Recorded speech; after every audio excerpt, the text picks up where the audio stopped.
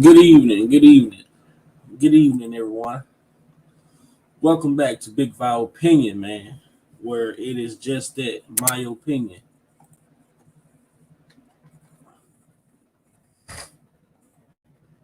Hope everybody's having a blessed day.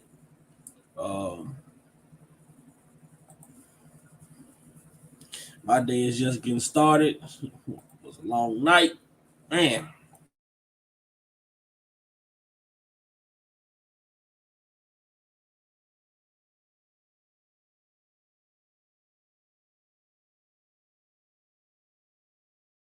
Some people get in. What's up, Miss Lady T? I'm gonna let some people get in, but I got something to show y'all. Kills, man, free kills, like I said, man, free kills. But last night while at work, man, you know, when I got off live, I did a little just, I normally, I guess because of the stuff that I watch, when you on these when you on YouTube and Google and shit like that, it has an algorithm. So when you search certain things and you look for certain things, they would suggest certain videos to you. So last night after I got off my live, which was a great live, I hope a lot of people got to see the live from last night. It was a great live, man. I look forward to speaking with my brother. I look forward to speaking with others, man, trying to see, man, look, that we can come together because, in all reality, I'm gonna tell y'all something about what I thought about last night. What I thought about last night, in that live was something that was something that I did not speak on was the simple fact of the people wanting to come out, why how the supporters are affected by a lot of the things that we see throughout the YouTube streets when it comes to people who want to come out and protest, people who want to come out and march. You know what I'm saying? If it's people who want to come out and protest, it may be people that want to come out and march, but when they see the things that's going on these YouTube streets and they hear people making the threats over the YouTube streets saying, hey, when I see you, I'm gonna do this. If I catch you, I'm gonna do that. This, that, and the third. So a lot of people as supporters, they sit back, don't want to be caught up in the crossfire. So people who may want to come out and protest, they're gonna second guess protesting simply because they are afraid of what may transpire in the midst of them trying to go out and advocate. So that's why we have to clean these YouTube streets up when it comes to the R. Kelly sector.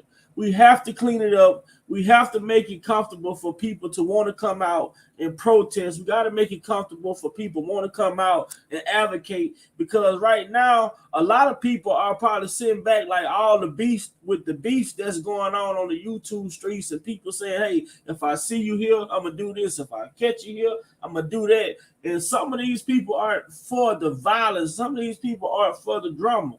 So in order for us to pack the streets in a capacity that we need to be packing the streets when it comes to this case of Robert Sylvester Kelly, we have to make it comfortable for the supporters to want to come out and protest and march and things of that nature and not have to worry about being caught up in the midst of drama that they have nothing to do with.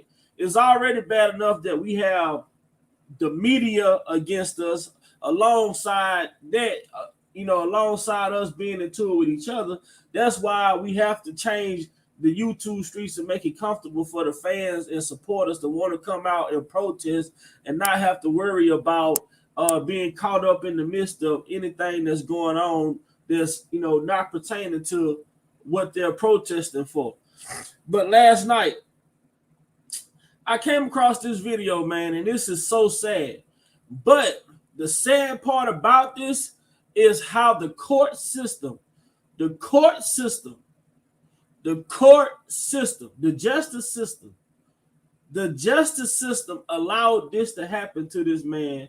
And this is the justice system that we supposed to trust. This is the justice system that we supposed to support. But we turn around time and time and time again, and we see the same justice system that we afford, that we pay tax money to have going, turn around and do things of this magnitude. So I'm going to press play on this video. I'm not sure how many people are in here, but I'm going to start the video because I don't have a lot of time. But man, this video, this is sad. This is sad. This is sad. This is a sad occasion right here.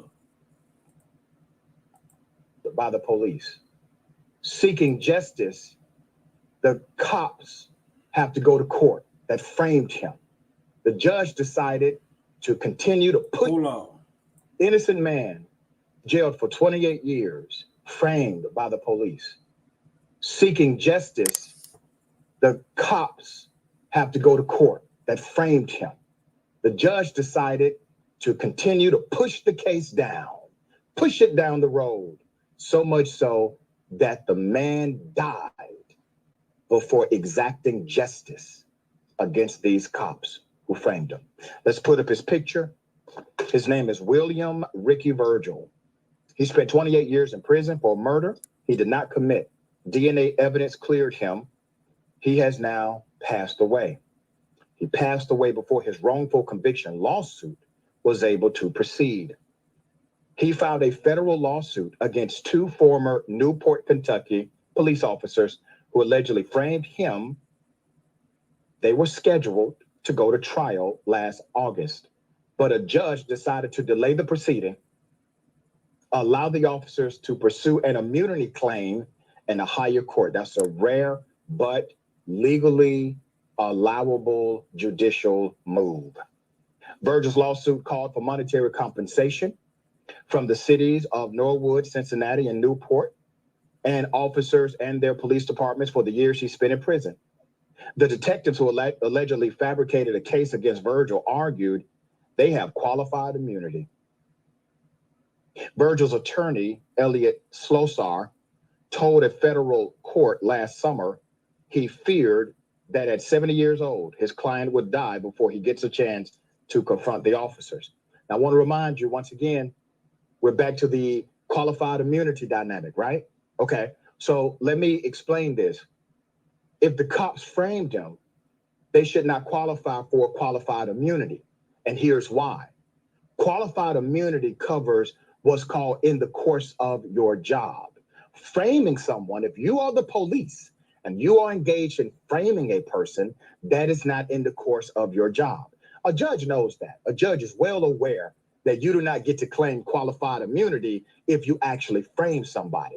So when the judge said, we're going to allow you to seek a qualified immunity defense through a judicial motion with a higher court, what that judge is saying is, I know good and damn well this is bogus as far as you getting qualified immunity. But if I delay this hearing, this other guy who's the victim of your frame will likely die before the case is adjudicated. Follow me so far? These are the games they play. All right, there's more. Let me give you some background on the original case. Okay. Virgil was convicted for murder of his lover, Retha Welch. All right, let's put up a picture of Miss Welch. He was convicted of that murder. This was in 1988 based on a jailhouse snitch testimony and circumstantial evidence. Miss Welch was a psychiatric nurse, was raped and stabbed 28 times, struck on the head and left for dead on a bathroom floor. Virgil met Welch while she was ministering to inmates in jail, and he said they were in a relationship when she died. Virgil had recently been released from prison when Welch was killed. Virgil claimed his innocence from the beginning. Black man, white woman. Black man with criminal history, white woman dead, has a connection to the black man found guilty. Didn't do it. DNA evidence exonerated him. Cops framed him. Okay. How was he proven innocent? Here it is. With the help of the Kentucky Innocence Project, big ups to them. The court ordered a review of DNA in the case in 2010. DNA from the vaginal swab and hair found at the scene excluded Virgil as the killer. In 2015, the court granted Virgil a new trial. Virgil's former cellmate, Joe Womack, said Newport police detective Norman Wagner gave him cash and details of the case and promised to write a favorable letter to the parole board in exchange for his testimony in light of. Now, look at what this say. The guy Virgil, his cellmate, Joe Womack, said the Newport police detective Norman Wagner gave him cash and told him details of the case and promised to write a favorable letter to the parole board in exchange for his testimony. So this guy's cellmate lied, like the guy Virgil had confessed to him that he did this crime. Man, this is the game. This is the government, man. This is the justice system that we supposed to support. This is the justice system we supposed to support, man. This shit is crazy. Court granted Virgil a new trial.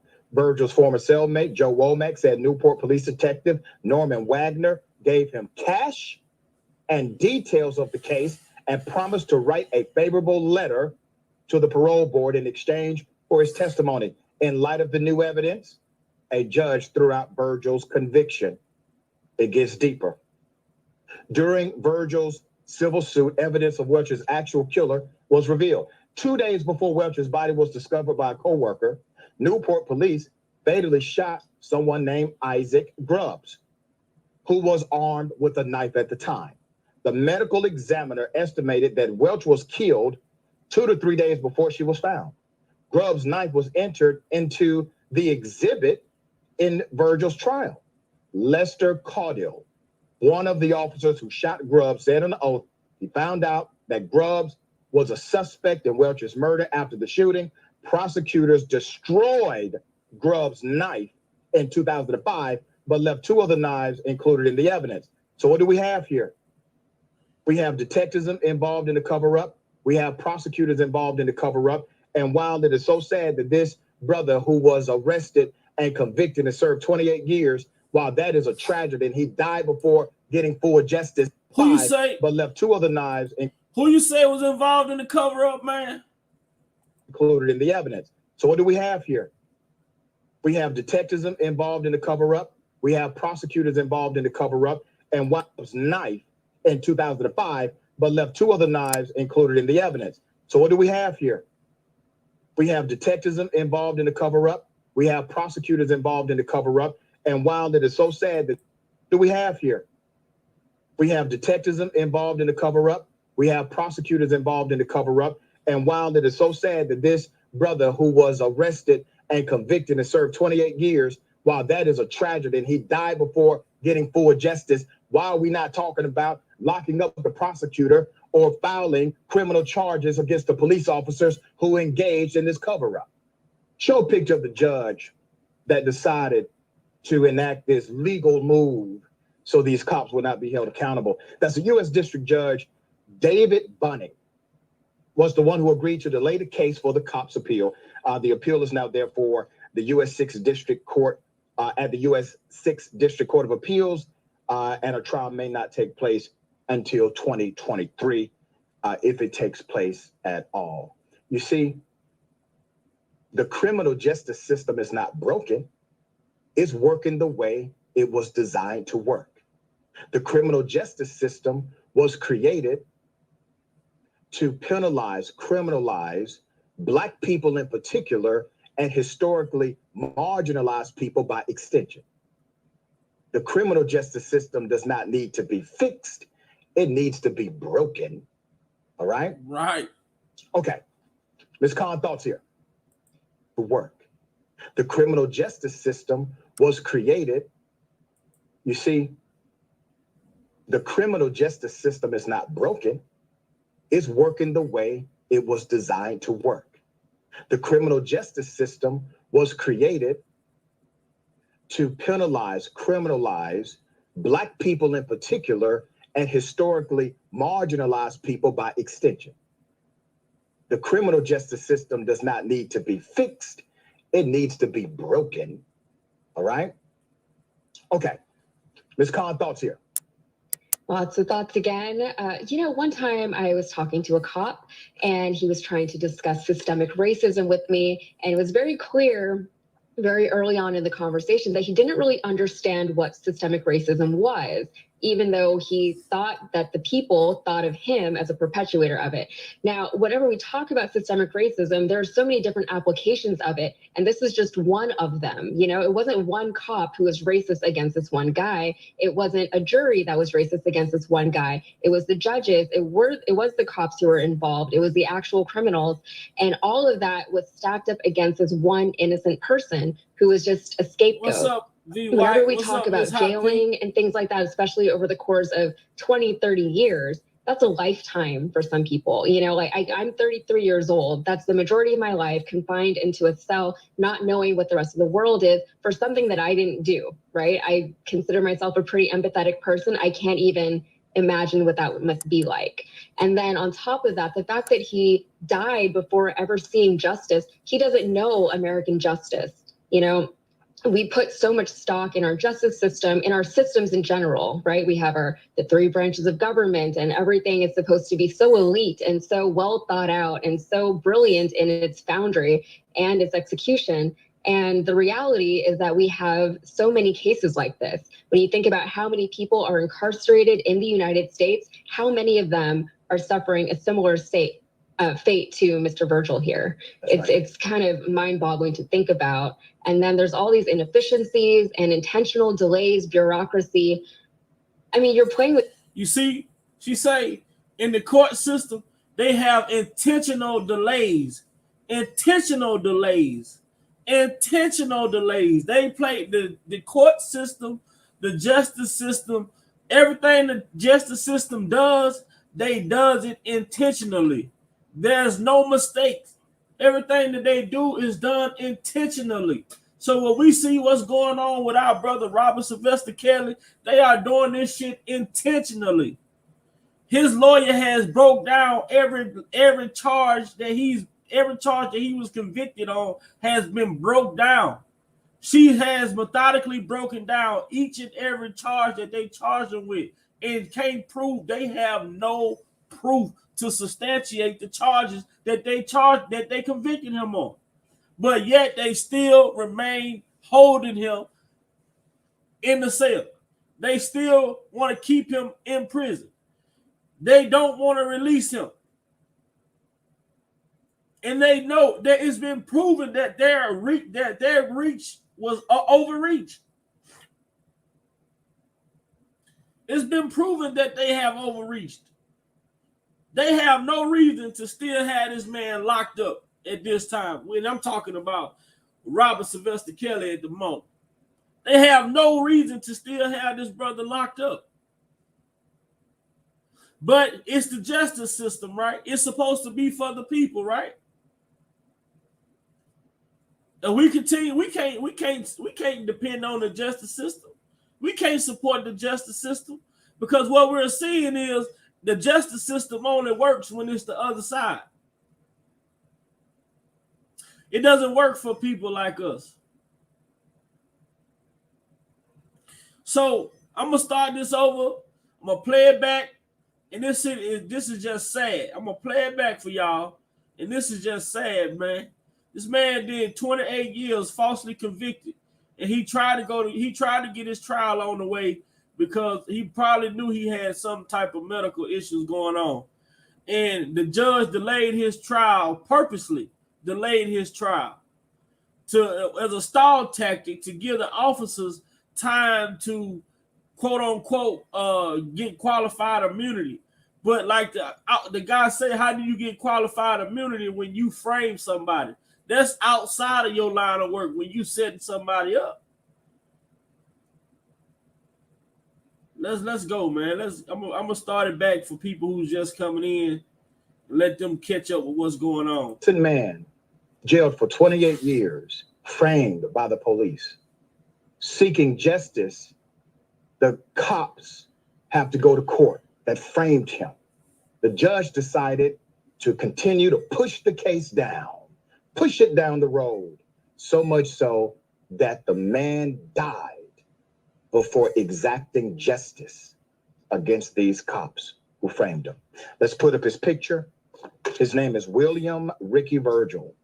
He spent 28 years in prison for murder He did not commit. DNA evidence cleared him. He has now passed away. He passed away before his wrongful conviction lawsuit was able to proceed. He filed a federal lawsuit against 2 former Newport, Kentucky police officers who allegedly framed him.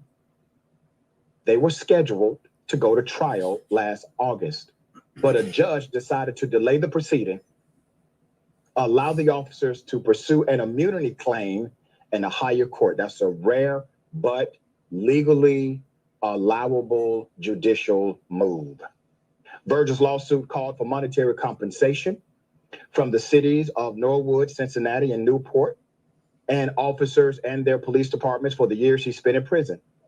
The detectives who allegedly fabricated a case against Virgil argued they have qualified immunity. Virgil's attorney, Elliot Slosar, told a federal court last summer he feared that at 70 years old, his client would die before he gets a chance to confront the officers. Now, I want to remind you once again, we're back to the qualified immunity dynamic, right? Okay, so let me explain this. If the cops framed him, they should not qualify for qualified immunity. And here, right, and even the qualified immunity. Look at it when we talk about R. Kelly case. How did all these accusers had qualified immunity?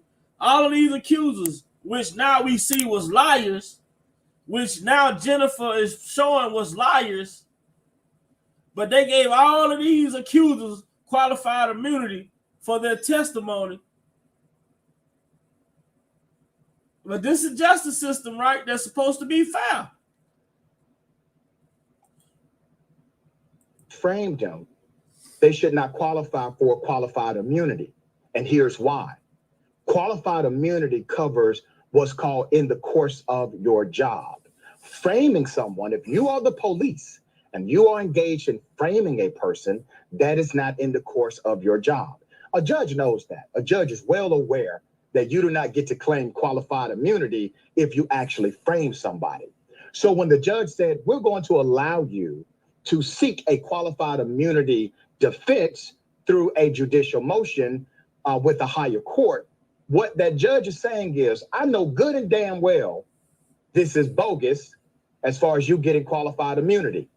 But if I delay this hearing, this other guy who's the victim of your frame will likely die before the case is adjudicated.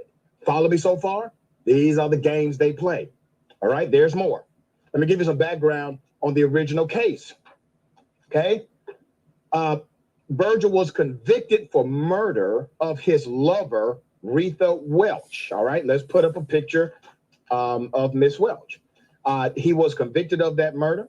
This was in 1988 based on a jailhouse snitch testimony and circumstantial evidence. Miss Welch was a psychiatric nurse, was raped and stabbed 28 times, struck on the head and left for dead on a bathroom floor.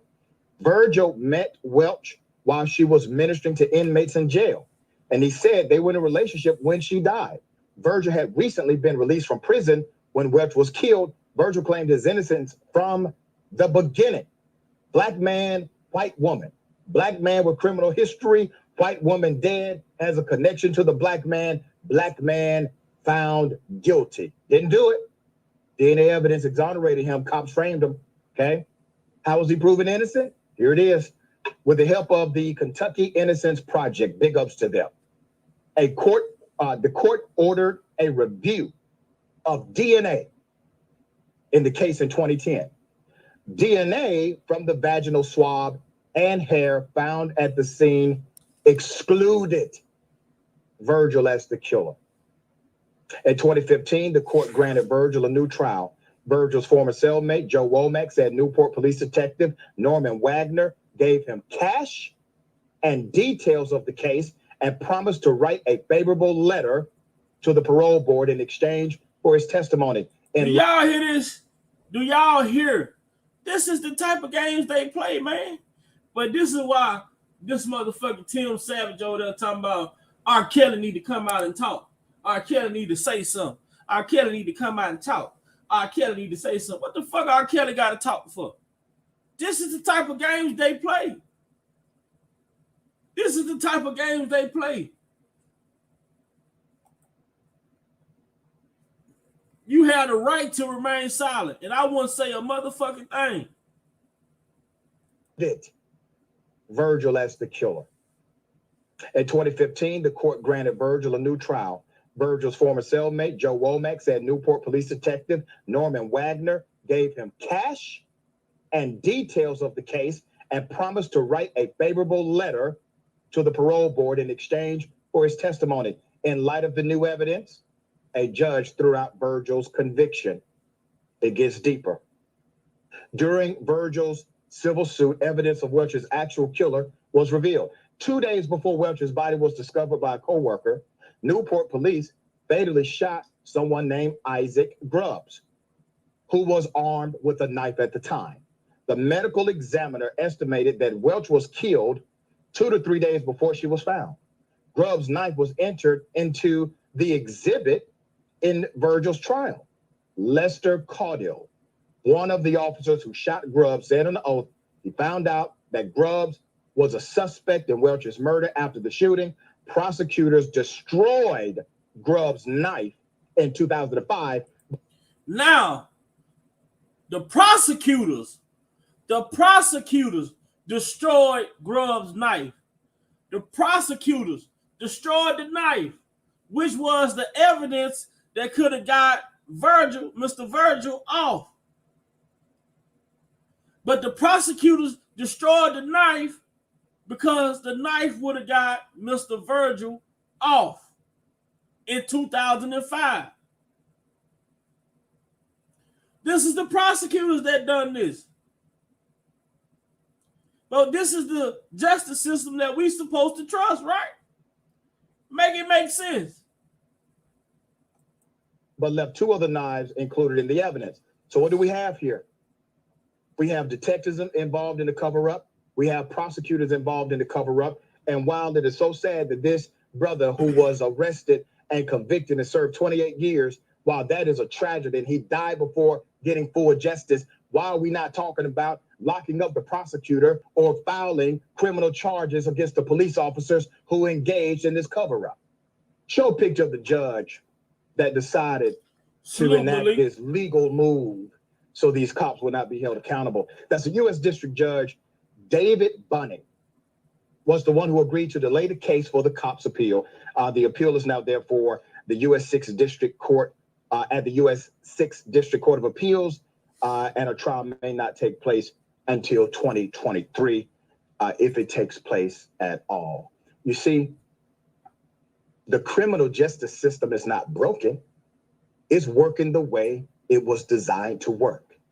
The criminal justice system was created to penalize, criminalize Black people in particular, and historically marginalized people by extension. The criminal justice system does not need to be fixed.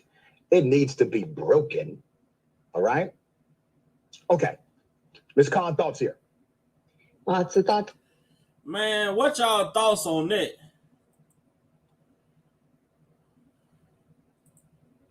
What's y'all thoughts on that?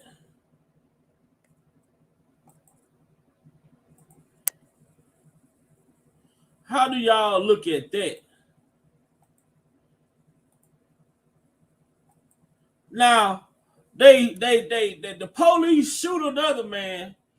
When they arrest the man, they find the knife on the man, enter the knife into evidence. Come to find out, the knife that they get off the man is DNA evidence on the knife. DNA evidence on the knife to prove that the guy that they convicted was innocent, and the prosecutors destroyed the knife. The prosecutors did away with the knife because the knife would have proved that the man, William Virgil, was innocent. This shit is crazy, man. This is the justice system that we supposed to support. This is the justice system that we supposed to believe in. This is the justice system that they expect us to trust. time and time again, we see that these people are doing what the fuck they want to do. They're not even operating by their own guidelines. They're not even operating within their own guidelines. But they expect us as people in this country, because I can't say that we're citizens, but they expect us people in this country to be able to trust them and trust that they will do the right thing.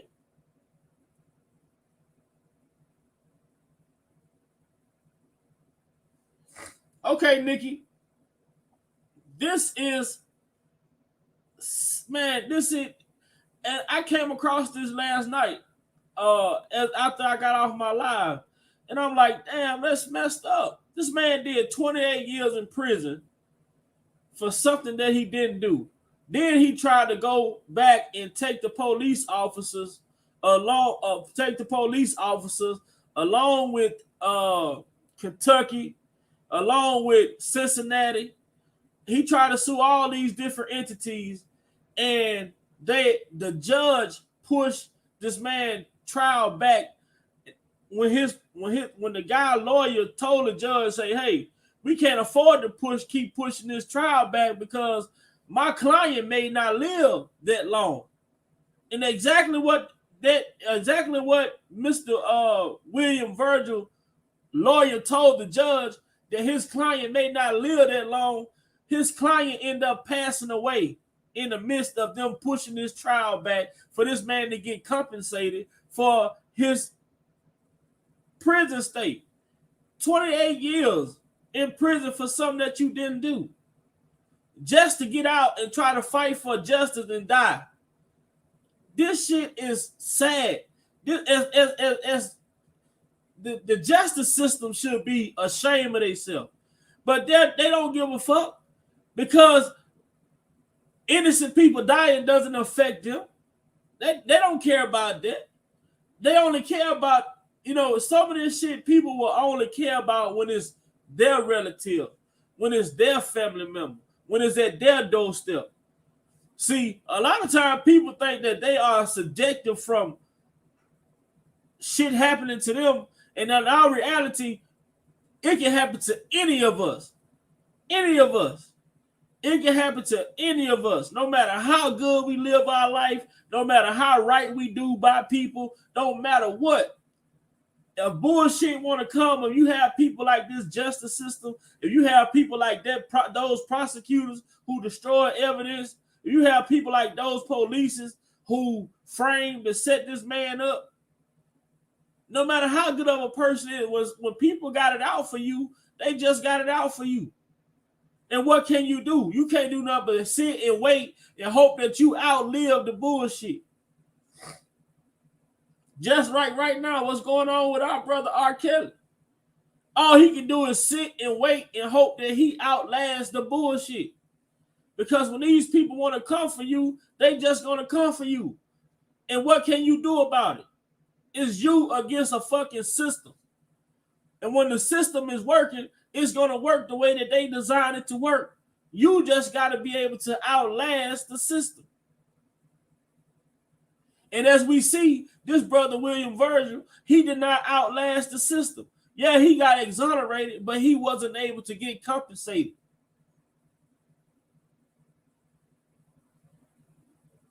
That's fucked up. You take 28 years of a person's life, and then it's like it's nothing. And this is something that's been going on before time, and still hasn't nothing changed. Hasn't nothing been changed. But like we always say, the only way shit is going to change is if we, the people, step up and make the changes. We can't allow the system to keep on being the system without pushing back against it.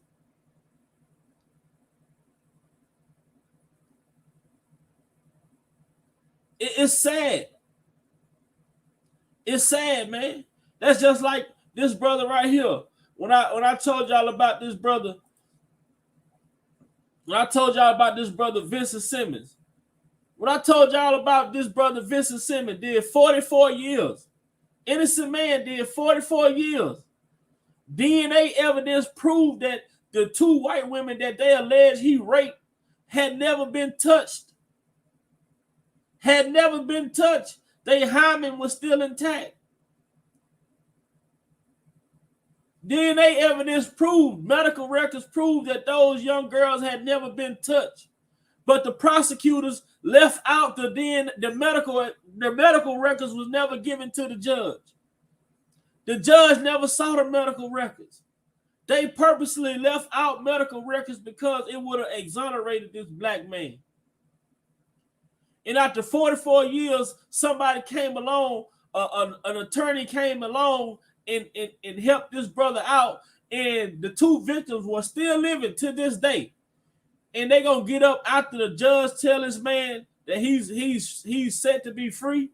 Y'all believe what the victim said? What these 2 alleged accusers said? I can't call them victims because they were never victims. But after this brother Vincent Simmons was exonerated, the 2 women that accused him of raping them, one of them got up and said, at least we got 44 years out of them. And you motherfuckers okay? How do y'all sleep? Look here, man. These 2 women who lied on this man had this man incarcerated for 44 years. After being exonerated, stood up on a news press conference and said, at least we got 44 years out of him. Like no remorse, no sympathy, no nothing. At least we got 44 years out of him. How the fuck do they really look at us?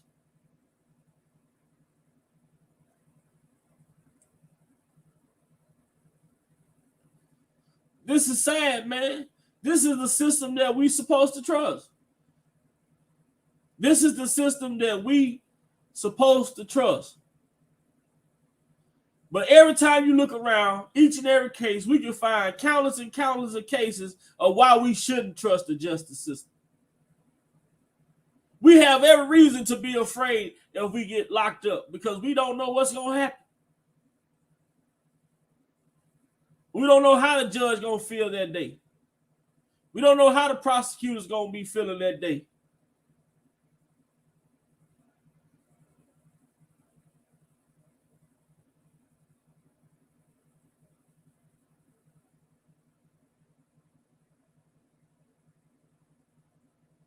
But at some point, man, I don't know. I honestly, y'all, I really don't know what it's gonna take. I can't even imagine what it's gonna take. I can't even imagine what it's gonna take. God tried to make it fair. Martin tried to make it fair. Malcolm tried to make it fair. Fred Hampton tried to make it fair. It's been so many people trying to make this justice system. It's so many people have fought for this justice system to be fair, to have equality across the board, equal justice system for each and every one of us, and nobody have succeeded yet. We haven't. We still haven't got nowhere.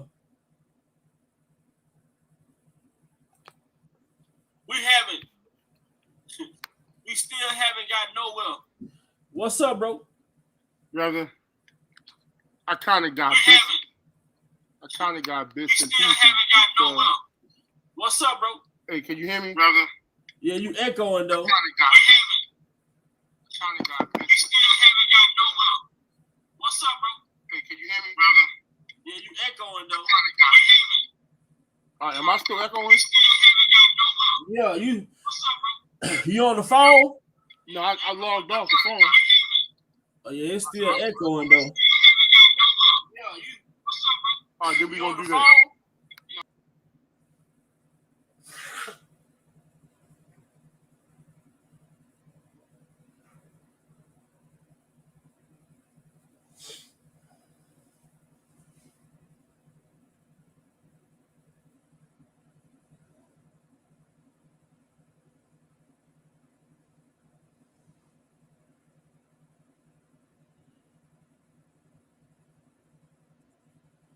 Let's see, we're gonna get Brother Malik back and see what Brother Malik got to say, what type of input he got on this.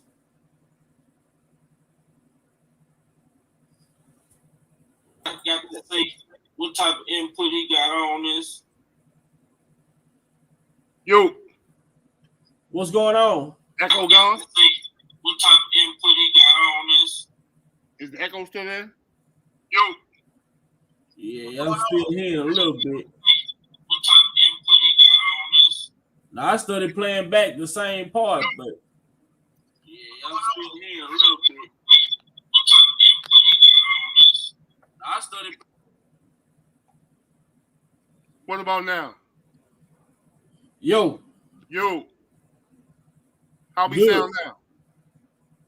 Good now. I can play it a little bit in the background. I can just play it and we can just listen to what the guy's saying. No. Can you hear me clearly? Yeah, I can hear you clear now. No echo, no nothing. No more echo. All right. Here's my take. Like I said, a lot of people have tried to make it an even playing field. It's never going to be even. Nope. But at the same time, a lot of us give them ammunition. And I'll give you a prime example of what I mean. I don't know how it was when you grew up because it's a little bit in a age difference. But your parents would always tell us back in the day, look, I'm trying not for you to be labeled that child. That child meaning, the one that go to school, cut up, don't do nothing right. So when something jump off, we automatically can point to you because you have a history of no do right. Mm-hmm. And a lot of times is if you don't have a history of doing right, we just gonna go to where we know we can get something on stick. And what I mean by that is, if I walk into a room and all the walls empty, if I add water to the wall, something gonna stick. Right. So you have just became a sacrificial lamb. I'm not saying that that's good, but a lot of times that's what happens in these cases. And then, prime example, once they had him in there, the state's attorney or somebody destroyed the evidence. Prosecutor destroyed the knife that had the DNA evidence on it. Right. So, what happened to the prosecutor or whomever else for them to even bring this case back up, especially since the young man is dead? The Innocence Project picked up the case, and they did the DNA because this shit happened in '88. So the DNA analyst shit didn't come and play until like 80 something, right? Maybe it started really coming about in like the early 90s. Yeah. So the Innocence Project picked the case up in 2010. They did the DNA analyst, went back on everything. The DNA placed the guy Grubbs that the police had shot. His DNA was found at the scene, and his semen and blood evidence was found at the scene. But the guy William that was locked up for it, he had just got out of prison and had a relationship with the lady. He was in a relationship with her, so they just automatically said it was him. So in a few years back, he was suing the police officers. He was also suing the state of Kentucky. He was suing Kentucky. He was suing Cincinnati, and there was another police office that he was also suing as well for his false conviction. So when he went to court last year, they pushed his court date back again, and his lawyer argued that if they continue to push his court date back, that his client will most likely pass away because of health issues. So the judge still pushed the court date back, which the guy say it was a legal tactic, but he said the officers should not qualify for qualified immunity because framing someone is outside of their, that's not in the line of their job, which they framed the guy with. They had 2 knives that they entered into evidence, but neither one of those knives that they entered into evidence was the weapon, the murder weapon.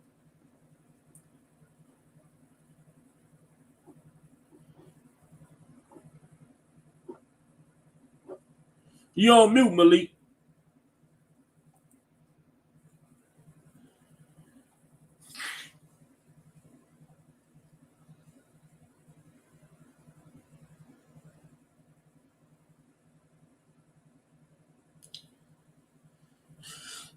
Okay, Chris.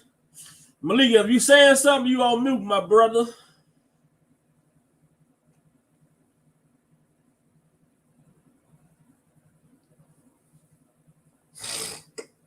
I don't know what happened to our brother Malik. He gonna come back in, but it's sad, man. It's just sad, bro. You know, we still in 2022. This is the shit that we're still talking about.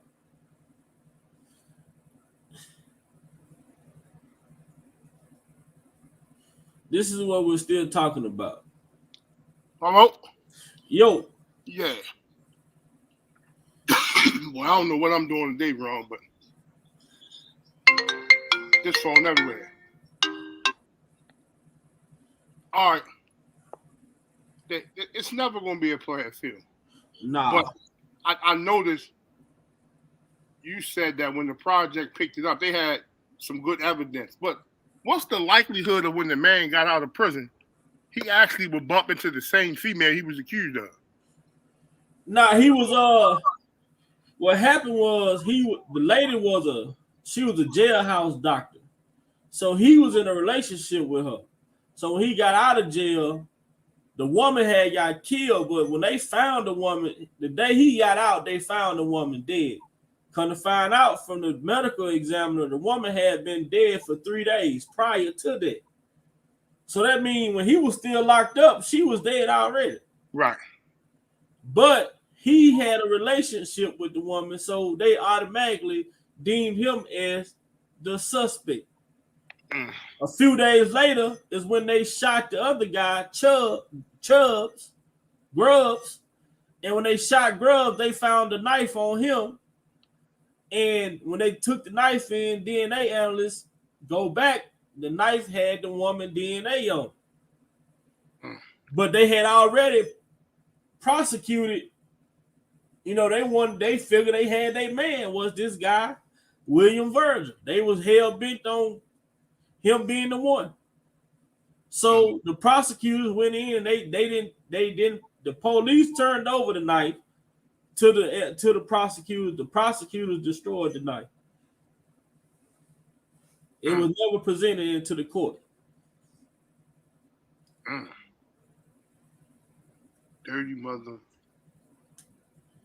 It's sad, man. That's just like I told, like even with this guy Vincent Simmons, when these 2 twins in Louisiana accused him of raping them, medical records had shown that the girl's hymen was still intact; they had never been touched. But the prosecutors purposely withheld the medical record, the medical examiner report, purposely because they wanted to convict that brother.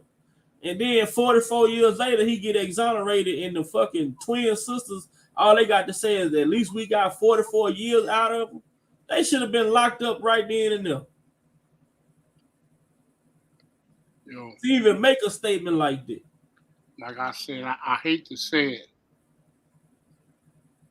but a lot of times you become sacrificial lamb, especially if you built a history for yourself of just being not so wise, for lack of words. Mm-hmm. But how can you change the status quo? Like if you don't stand for something, you'll fall for anything. But also, if you don't have a firm foundation, you're gonna tilt over regardless. Mm-hmm. And a lot of times, man, like I said, especially brothers, we put ourselves in these awkward positions, or we are known to glorify what we perceive to be an accolade. Like nothing about jail is worth glorifying. But Hell no. if a little kid today gets locked up or pinched, he gonna glorify. Oh, boy, I was over there, boy. I told you. And the process wasn't for you to return back to society gloating and boasting. The process was made for you to correct and reform your old ways of thought. But that's not what this generation does. No. You remember what that Jay-Z did, that story on the guy in New York that was on Rikers Island. What was his name? The innocent kid. Yeah, no young boy. The young dude. And he committed suicide when he came out of that place, man, because he had went through so much shit in there till he just couldn't cope. But you know what? If you stop to think for a minute, that's what it's made to do. Yeah. It's actually designed to break you because a few years back on the History Channel, they did a documentary series called The History of the Big House. And the two things that all jails have in common is the poor cell quality and the fact that they leave a Bible beside your bed. Now, to the average mind, you're going to miss the poor cell quality and the Bible. But the reason for those two things is to get you to find a belief in the God that they want you to find. They don't give you a choice of Bible, Quran, the Torah,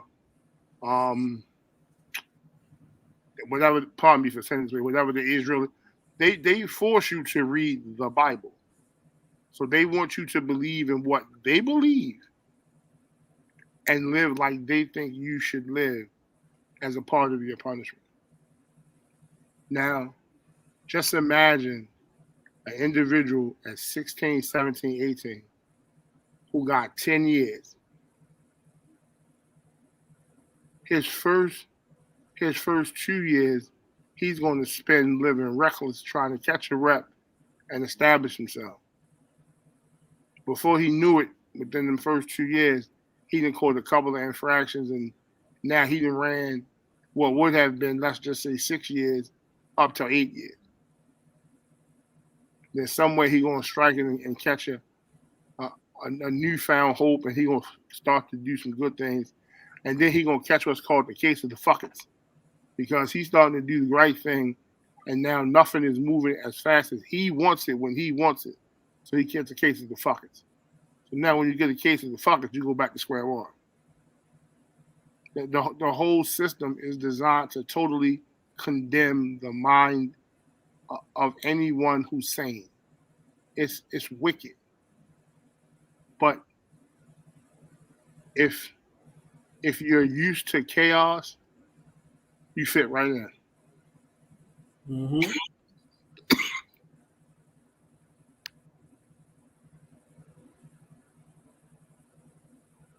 Pardon me. So I think the main question should be, or no, not the main question. Another question should be, how do you help a person prevent from going down the road to what you're seeing them go down?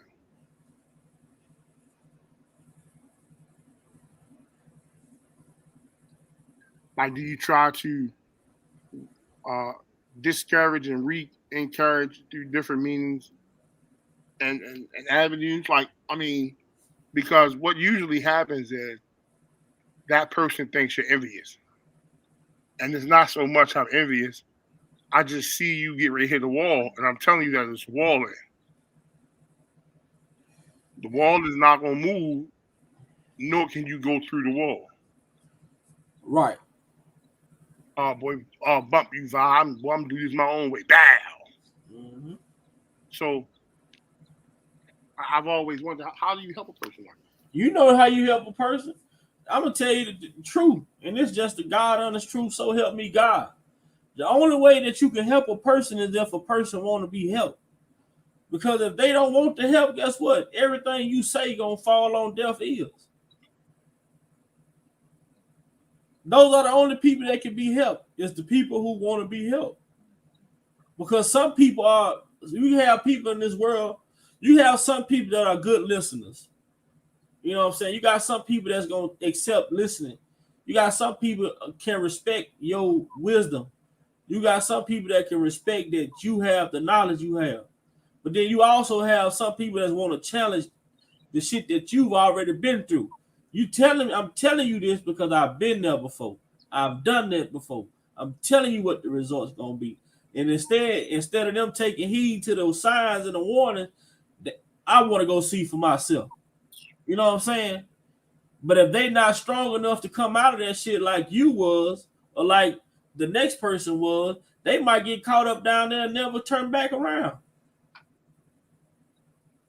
But at the end of the day, in order for the help to help anybody, the person that you're trying to help have to want to be helped. So with that being said, I'm gonna hit you with this one. You know I need the help, and I know you'll give me the help. But I'm gonna refuse to help, and on the back end, I'm gonna blame you for whatever the outcome is. And that's how a lot of people do. That's what a lot of people do to their parents. You know, their parents try to help them. They go against their parents, and then when they hit like you say, when they run into that wall, now they want to blame their parents. But your parents try to tell you better.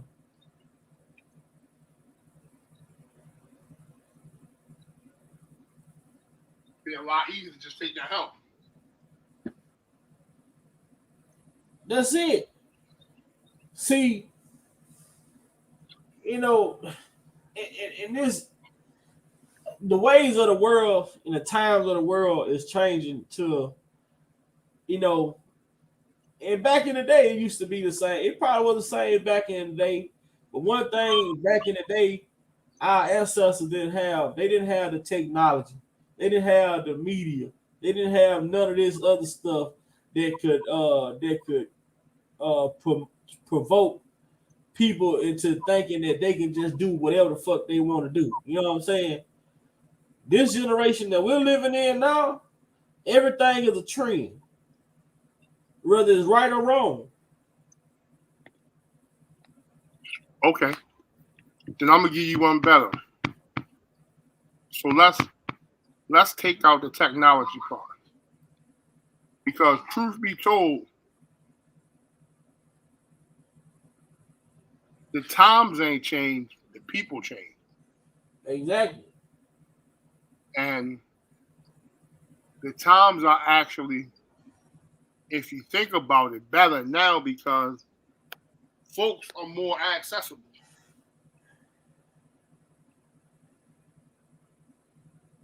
But folks are more distant.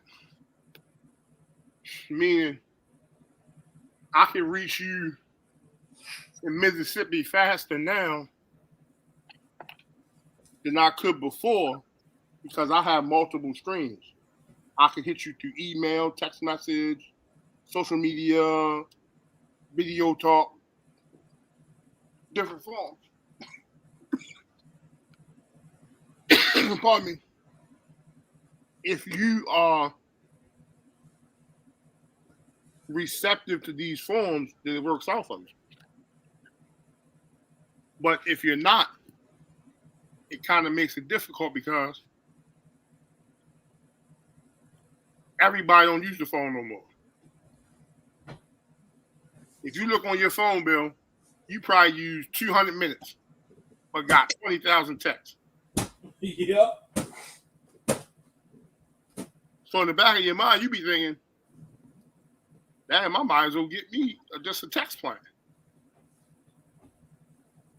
But they don't offer that. And if you could think about it, those people who are of knowledge, or let's just say affluent, they still do things the traditional way. I just noticed the other day, the lottery machine here now takes a credit or debit card. Yeah. I remember saying to my wife some years ago, damn, you know how much money they can make if you could take and use your debit card to play the lottery? Meaning, they've had an app for years, and on the app, they have a barcode to which you can scan shit. So if you scan the QR code thing, with everybody on the QR, if you scan that QR code and put money onto your account right there from your card to that card, just think about it. You know how many people between 11:45 and 12:15 rush to play the numbers? A lot of people, probably. It's so much out here now, technology-wise, to with us as a people. Not only should we be closer, but we should be more united, fighting the same causes. We should never be left out of the loop on anything going.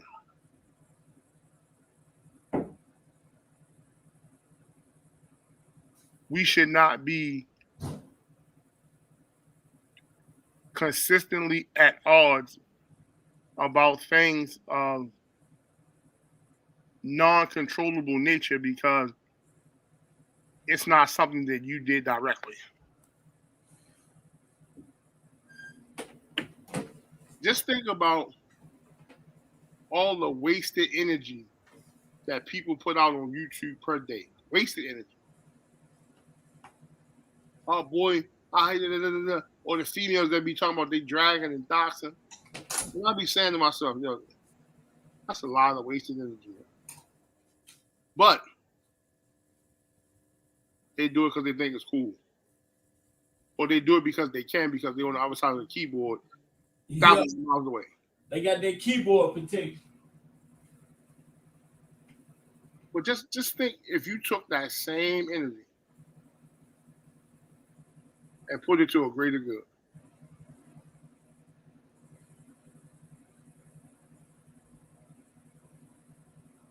Just think if you put a piece of that energy to a greater good. All these cases wouldn't be going by the bar side like that, my brother. Right. And what happens is because, especially brothers, our mentality is, oh yo, so you ain't gonna listen to it? Okay. But don't let me catch you outside. What the fuck is that supposed to mean? Don't let you catch me outside. Okay. I got you. I'm gonna see you again. The whole time we not realizing you just told this man or woman you're gonna see him again. You don't know nothing about him. But the next time you see him, you got your hand out for their help. Remember you threatened me? Yeah. To the back of the line, you're going to NBA. People don't understand, man, that sometimes you gotta take the biggest piece of humble pie and add your own sugar later. Yeah. Or sometimes you just gotta look at it from a bigger perspective and just say, you know what? I may not have won this one, but I got the next one. Now understand, you ain't gonna always win. You ain't gonna always win. Right. But you ain't always got to keep losing. Nah. And a lot of us continuously lose when we want to be super thugs. But see, people don't understand though. The best winner is the one who can take a good loss. That's it.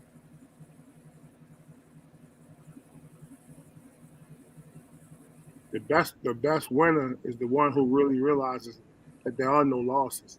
It's either a win or a tie. That's it. People say, why do you say that? Because there's no such thing as a loss. I can't lose on my own opinion. I can't lose in a situation in which I don't control. Sometimes it's meant to go along for the ride. Because on the back end, I'm gonna get to start driving.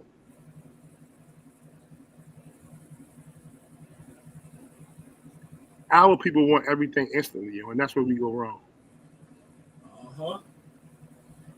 And what I tell people all the time, man, I tell people this one thing all the time. High Blur Sunset. One thing I know for sure is I tell people like this in life, anything you do in life, there's two things that you're gonna always be able to take with you. There's always gonna be a lesson, and there's gonna be a blessing. There's no such thing as, oh, shit ain't for me. You gonna either learn a lesson from it, or you gonna get a blessing from it. People, man, relationships. If relationships don't work, it don't mean that it ain't a bad thing that relationships don't work. You just learn the lesson that maybe you and that type of person ain't meant to be together. So you take that lesson with you in the future, and guess what? That lesson can turn into a blessing because now you understand something that you didn't understand prior to that. Facts. See, people, we have to change the way that we look at it. We have to change the way that we look at things and the way that we think about things in order to interpret the real understanding of what we're doing in this lifetime. And that's something that I had to come to grips with, because a lot of times people always get mad, like, man, they be so upset. Man, I ain't get that job. You didn't get that job for a reason. That wasn't the job God intended for you to have. Facts. Once we take the negativity out of our mindset, a lot of shit will change. But once you have a clouded thought process of negativity, trust me, anytime something don't go the way you intended to go, you gonna get discouraged. You cannot allow yourself to get discouraged because something is not working. If it don't work, it's meant for it not to work. Sometimes people can sit here and try to force shit to the point that they not realizing you keep on forcing this shit, something gonna happen that you can't return from. If it don't fit, keep moving. You know that, hey, that ain't meant. That right there wasn't meant for me. Keep on moving to the next adventure. Because once you start to stall in life, that's when all the shit start to pile up, man. You know how assembly line run. Yeah. One package gets stuck, everything behind it just pile up. So you got to look at life like an assembly line, man. You can't stall at one spot because it's not working according to what you feel or how you feel it should work. You have to always remain moving. You got to keep moving. Facts.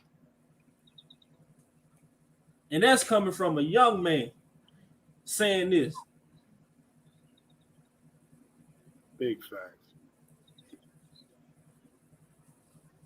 I'm glad you shared this story piece though, because when I get a chance, I wonder how many successful cases have been overturned. That's something that we can start looking into, man. That Innocence Project. That's something we can start looking into, man, because those people are really out here working, but it's millions. I'm gonna have to send you some. I was listening to the other night, and they read off the statistics of people that's incarcerated. Man, I was like, what the fuck? Are you serious? Like the numbers were, man. I ain't gotta tell you what the numbers was. You can only imagine what the numbers was. Astronomical. Astronomical. But yeah, we can do that. Just let me know. We put together something for a nice informative live in a couple of days. And then we can just share some knowledge that we picked up. Most definitely, man. Most definitely. But it's 4:00, so I'm about to get ready to get out. Go get my boy. Me and your wife coming up. Tell her ass, hold her to the fire tonight. Hold her to the fire tonight. And make her come on there. And so we can do our thing tonight on the talk show. You know what I'm saying? Gotcha. You know, everybody, please be safe, be easy, and always love yourself first. Everything else comes second. Oh, definitely. And don't get stalled in life. Remember to keep moving. All right, until later.